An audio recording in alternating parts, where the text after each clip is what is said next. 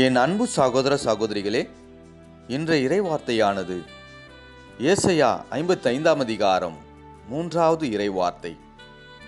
எனக்கு செவிக்கொடுங்கள், என்னிடம் வாருங்கள், கேளுங்கள், அப்பொழுது நீங்கள் வாழ்வடைவீர்கள்.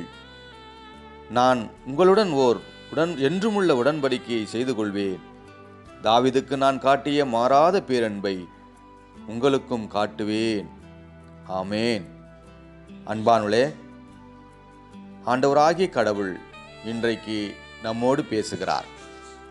எனக்கு செவி கொடுங்கள் என்கிறார், என்னிடம் வாருங்கள் என்கிறார், கேளுங்கள் என்கிறார், அப்பொழுது வாழ்வடைவீர்கள் என்கிறார்.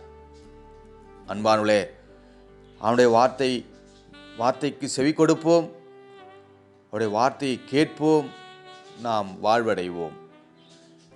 ஆண்டவர் சொல்லுகிறார், தாவீதுக்கு அருளின பேரன்பை நான் உங்களுக்கும் காட்டுவேன் என்கிறார்.